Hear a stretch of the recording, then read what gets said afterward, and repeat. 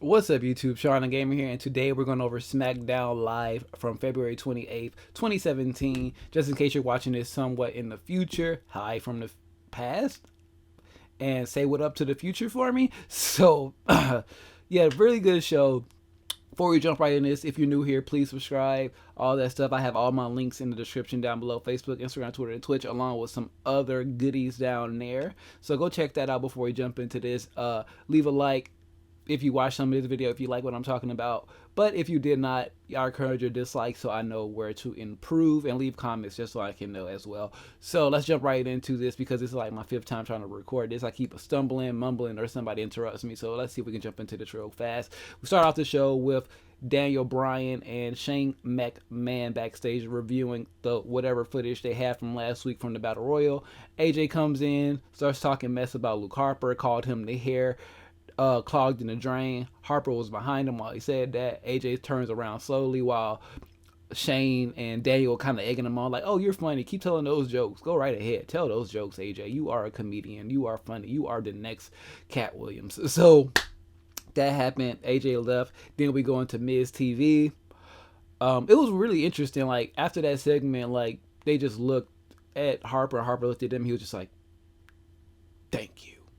So I guess he was thanking him for the opportunity to go after Bray Wyatt if he wins his match. So Miz TV was next. A really interesting Miz TV segment because they were both shooting. I would say the Miz had him a nice little BB gun, like, what do you know, not like a regular BB gun, but he had a little BB gun with the actual metal pellets, trying to throw some shots at Cena. Soon as Cena came out, Miz cut his mic, started running him down. Like, pretty much he was saying the same thing that AJ said. Cena even said it when he started doing his retaliation promo.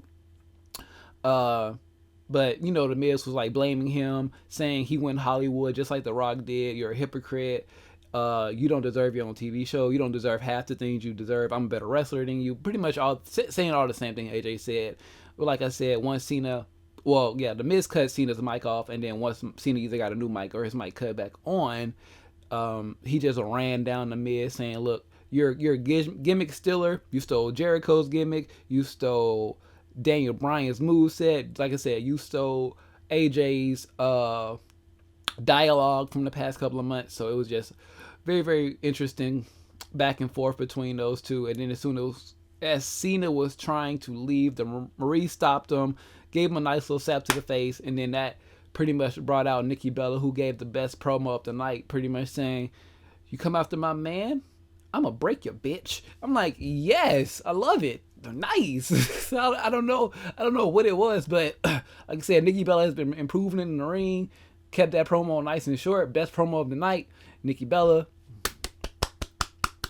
Good job. Then we go on to Becky Lynch versus Mickie James. More women in the opening segment. So, anyways, this was best 2 out of 3 falls. Mickie James went up the first fall with her Mickey DDT or something like that, whatever Ronaldo called it. Oh, Tom Phillips is still here. How could I forget that? Tom Phillips is still here. If you don't know why that's interesting and shocking, go look up some information on Twitter and you'll see what's going on with Tom Phillips. And I'm just glad he's still there for right now. So Tom Phillips is still there. Like I said, Mickie James went up to go back on track. Mickie James went up 1. Then Becky Lynch got a roll up to go to tie it. And then Alexa Bliss came down to try to distract Becky Lynch. Didn't work. Becky Lynch got to disarm her, and Mickie James was forced to tap out. So yeah, interesting. And then we go to like this weird promo from Bray Wyatt. No, from Luke Harper, and then Bray Wyatt, pretty much setting up some more backstory for what's going on there. Then we go into Alexa Bliss having a segment backstage. Well, she was just chilling backstage, and then she got interviewed by either Dasha or Charlie. I can't remember which one is which. I think that was Charlie. No, that had to be Dasha. I don't know. Either one.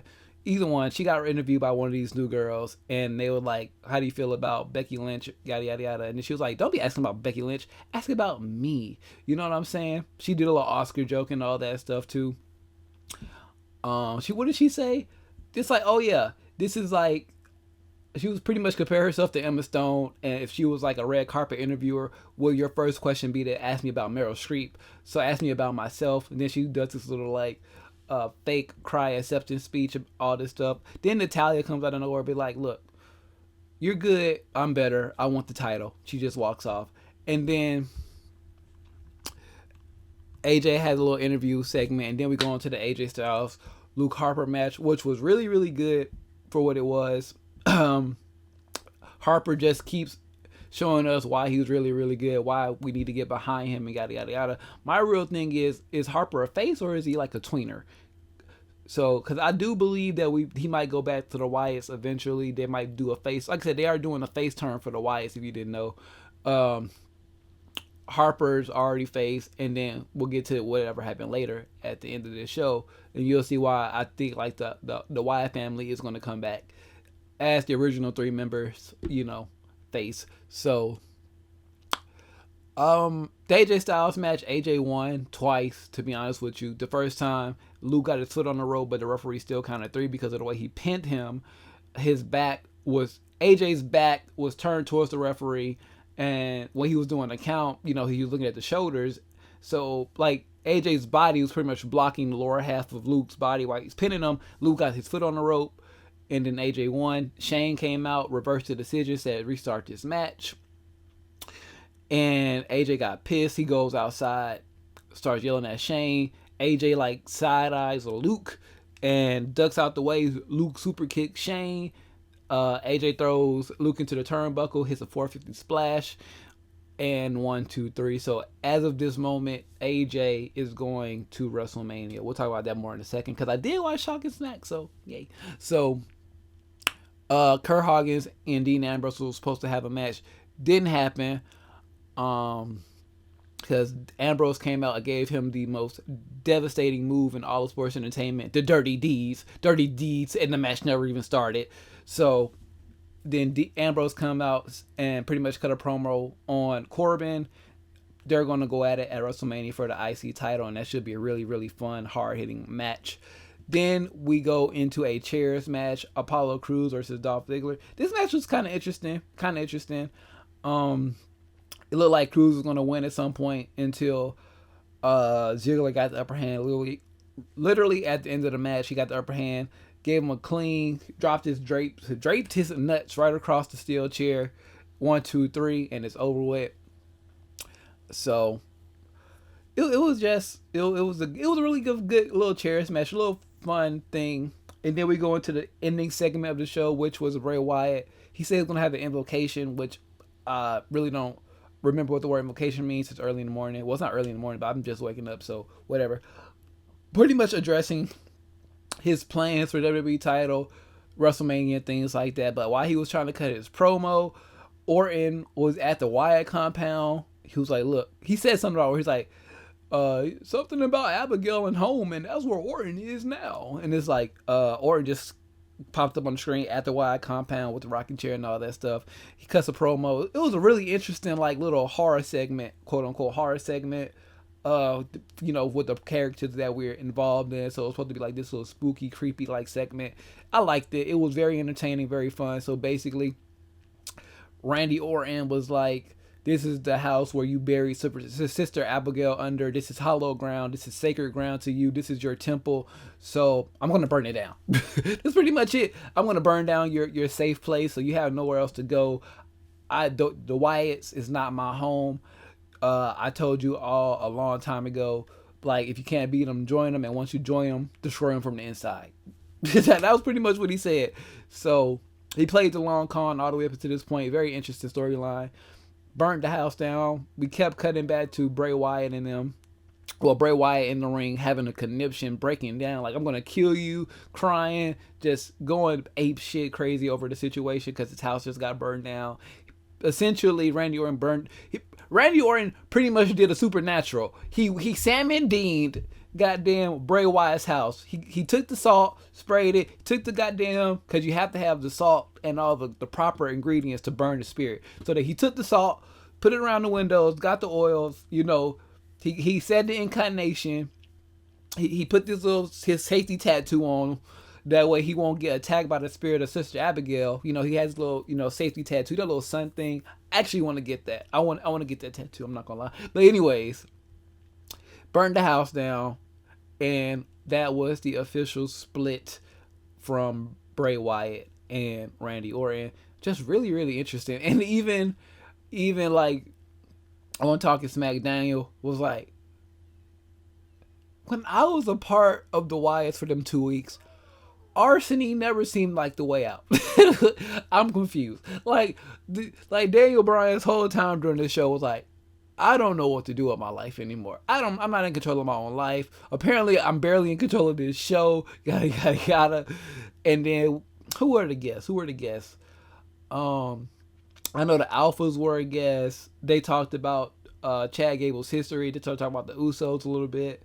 Who else was a guest? Natalya was a guest. She was talking about how she feels like she's been overlooked for a one-on-one shot. Yada yada yada. Who else was a guest? I know AJ was a guest.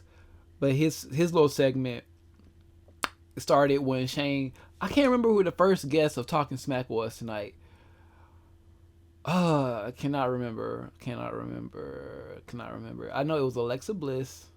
No, it was Natalya, Alphas, and AJ. Maybe it was just those guys. Because I know Shane came out around the end of the show like, look, Daniel, we got to go fix some stuff. We got a lot to discuss. I just ran into AJ in the hallway. He thinks he's number one contender. Got to put him in his place. So come on, we got some business to handle. And right when he was doing that, AJ walked in. It's like, business to handle?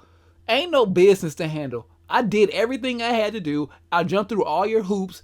You said beat Luke. I beat him twice. You shouldn't have came out there, Shane. You glad you got kicked in the face. I kick you in the face too with a Pele. Just do the right thing and give me my match at WrestleMania. So, situation here is what's going on with Luke Harper and his involvement with Bray Wyatt. Randy Orton, he technically won the Battle Royal. I mean, not the Battle Royal, the Royal Rumble. So he's technically the rightful number one contender. Y'all made AJ jump through all these hoops. Y'all should have made sure he couldn't do that. Orton. Make sure he couldn't reinstate his thing because now AJ is a rightful number one contender. And then you have the champion Bray Wyatt, who's probably going to be trying to set Orton on fire for burning his house down. So, like I said, this is a really good episode of SmackDown. NXT on the 1st of March will offer up 2 title matches. You will have Peyton Royce versus Asuka for the women's title, and you will also have the Authors of Pain versus DIY for the tag team title. So I'm really looking forward for this show. Like I said, that is the March 1st episode of NXT, March 1st, 2017. If you guys enjoyed this review, please leave a comment down below. What did you think about the show itself? Comment on that. And what did you think about my assessment of the show? Remember that Fastlane is this Sunday. I already have my reviews and stuff up for it now, so go check that out. Well, not my reviews, my predictions and thoughts on what I want to happen on that show now. More wrestling stuff coming this week. I did have a couple of more discussion videos I want to throw out to you guys, so be on the lookout for that. More Dokkan Battle stuff as well. We just got the new Kura event, so be on the lookout for some of those videos as well. I'll probably be beating that event with several different teams because you guys seem to like that stuff. So be on the lookout for all that. Like I said in the beginning of the video, subscribe if you're new here. And once you do, a little bell is going to pop up. That is your notification bell. So whenever I post up a new video like the one that you're seeing now, if you are already notified, it would have just popped up on your device, whatever you're using, your laptop, computer, tablet, or smartphone, and it will let you know when my new video is live. Whew. Like this video, like I said, comment down below, share this video out with your friends so they can also get in on the conversation. Facebook, Instagram, Twitter, and Twitch, all linked on there. Definitely go check out the Instagram and the Twitter pages for the most part, because that's where I do most of my social media interacting. On Instagram, showing off all my Dokkan Battle stuff and just life in general. And Twitter, of course, bugs, like flying bugs, like a fly or something. Twitter is where we do all our live chatting during all the shows, SmackDown, pay-per-views, Raw, NXT. So tonight, NXT, if you want to join in on the conversation, please do so. That's if I don't go to the gym tonight. I might go to the gym and watch NXT on my phone. So I don't know yet. Anyways, I hope you guys enjoyed this video. I am Shawn DaGamer, and I am out of here.